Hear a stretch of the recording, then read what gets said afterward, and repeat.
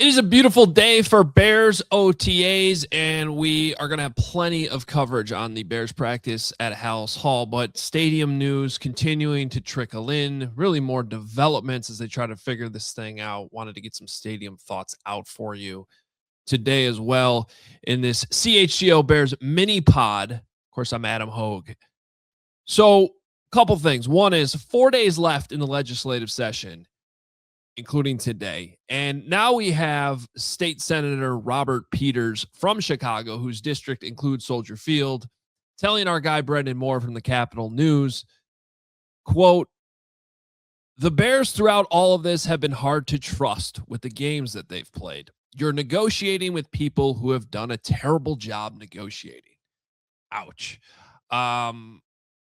Look, a lot of that is noise. I think we can all agree, most people in all this can agree, that both sides have made plenty of mistakes throughout this entire saga. And I mean, it's still lingering in part of the issue of them coming together and figuring this all out. But with 4 days to go, a lot of that is all just noise at this point. The part that I do think is relevant this morning, and this development started later in the day on Wednesday, is now this idea, and it started with a report from Cranes saying that the lawmakers here might need to pivot off the mega projects bill and make this more of a Bears only bill, which is something we discussed earlier in the week on Hoge and Johns with Brendan Moore. We had him on to kind of explain all this. That was one of the questions I asked him.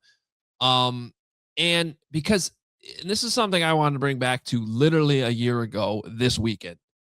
End of May 2025, end of the legislative session, when the reality is there wasn't even a bill to vote on. Like, that's how much of a non-thing this was. As much as the Bears wanted this passed a year ago, there just wasn't an appetite for this mega projects bill. It was way down on the list compared to all the other things that they were trying to get done at the end of the legislative session. And it just sort of, the time the buzzer went without even much discussion about it, quite frankly. And then you get to the fall veto session, sort of the same situation. The only thing that changed was the Bears threatening to leave for Indiana and having another deal on the table from Indiana to spur this action. But when it comes to everything else in this major mega projects bill, remember, the Bears are a part of this. Arlington Heights is a part of this, but it is a statewide bill. They've been very clear on that the entire time. None of that part of it, the statewide mega projects part of this, has really changed. There's still just a lot of discussion, a lot of people uneasy about it, way more questions than answers. And to try to force this thing through at the buzzer this weekend because they don't want the Bears to leave for Indiana, it remains a problem here. So I was not surprised to see all of a sudden this discussion like, hey, wait a minute. If we have this many people uncomfortable with the mega projects part of this and what it can mean for the rest of the state, what it means for the city, all of these other people that have their own voting interests in mind, both the House and the Senate, that sort of opens Pandora's box if you're just going to force this mega projects deal through just to make sure the Bears don't leave for Indiana. This might be a pivot here. We'll see. I mean, we don't know for sure, but I'm not surprised to hear this because there's just so many questions about what that mega projects bill would mean that have nothing to do with the Chicago Bears. The problem with that is if we do bring this thing down to more of a Bears bill, it raises again the question, however, of why would the lawmakers in the city of Chicago sign off and give their vote to a bill that would result in the Bears leaving Chicago, which we all know is going to happen anyway. But what's in it for them? What's the reason for them to vote for this to help the Bears leave for Arlington Heights? That question is why this has become such a complicated statewide thing. statewide bill. You get this, the people downstate get this, city gets this. That's why it got so messy and complicated to begin with. So if you're going to pare this thing down, it still leaves that question about why the lawmakers in Chicago would vote for it. What's the incentive for them to help the Bears leave for Arlington Heights? Is it just so that they don't leave for Indiana? Because I've seen some arguments. I'd obviously have to see more information on it and details, but I can kind of understand the arguments. Would a stadium right across the border in Hammond actually be more beneficial to the city? Because people who would come to go to Hammond would probably still stay downtown. Would they do that if the stadium's out in Arlington Heights because they fly into O'Hare, which is already halfway to Arlington Heights? I mean, there's some legitimate questions about that. I think if you're somebody in the city, you could argue that, is there really a difference between the stadium being in Hammond or in Arlington Heights? It might actually be more beneficial to the city. This is kind of where we're at here on Thursday with 4 days to go. If you make this just a Bears bill, what is the incentive for the city of Chicago? And so now this is just me sort of spitballing, informed spitballing based on a lot of things I've heard. I mean, the whole rail yards thing to get the White Sox a stadium, that's one incentive that you got to throw in there. Really, any other demands the city would have. They obviously want to know what to do with Soldier Field and how those renovations will go. And then there's been this overhanging issue of a payment. What do the Bears still owe on Soldier Field? Legally, financially, they don't owe anything. They've paid what they've paid. But even Cam Buckner has brought up multiple times this idea of, yeah, but it's sort of like a moral obligation to help pay off Soldier Field because those renovations wouldn't happen if it wasn't for the Bears in the first place. I don't know if I totally agree with that, because if you really dive into why the state still owes so much money on Soldier Field, why those bonds are all there and the bill is as high as it is because it is not because the Bears haven't made their payments. So that's tricky.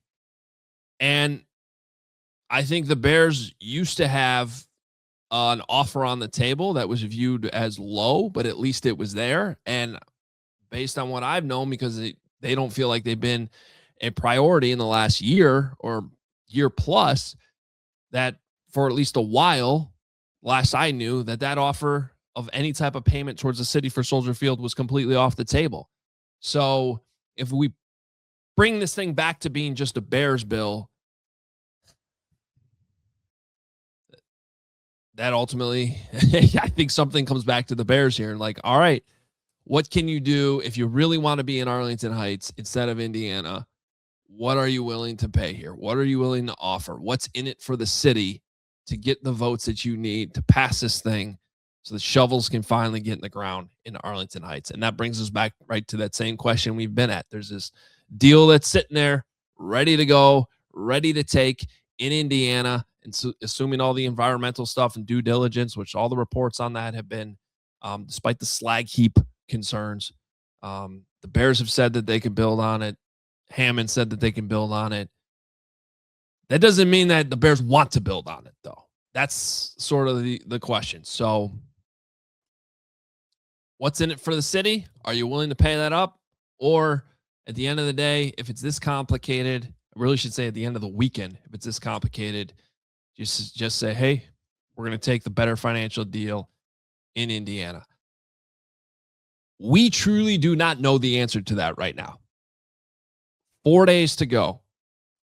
I don't know the answer to that. I'm not sure the Bears know the answer to that. I mean, they certainly know internally what they want to do, but I don't think they know what the lawmakers are going to do here. And I don't, from what I heard as of about 12, 15 hours ago yesterday, one of my sources who's, been rock solid during all of this, put it like this: 50-50. 50-50. I mean, that's the reality of this right now. I know everybody wants an answer, but I don't know that anyone truly knows how this is going to play out over the next 4 days. But I do think that this, all of a sudden, this pivot we started to hear about last night about, hey, Maybe this mega projects thing isn't going to happen. We need to figure out a solution to make this a Bears only thing because the clock is ticking here. That doesn't surprise me. And so I always fall back on what my gut feeling has been. While I do think, based on the information, everything I've been reporting, is that Indiana is a real option, and the Bears weren't going to make it a real option until they were actually willing to go there, that doesn't mean it's their preferred option. And so my gut has always brought me back to Arlington Heights. It is the land that they purchased. It's the land that makes more sense. It's in the area that makes more sense. And I also, the history of Illinois politics tells you that as much as Governor Pritzker has said the opposite, and Cam Buckner has said the opposite, that they're not just going to force something through to make sure, a sports team doesn't move. If this comes down to Sunday night, which it seems like it probably will, the history says they'll find a way to make it work. So while I don't think anyone truly knows, and I truly don't know, my gut still takes me back to Arlington Heights. My gut still tells me something gets passed. I think the question then becomes, is it really what the Bears want? And then does it put them in a situation where if something passes, are they willing to take it? And also, I think a lingering question is, are they going to have to commit to get something passed?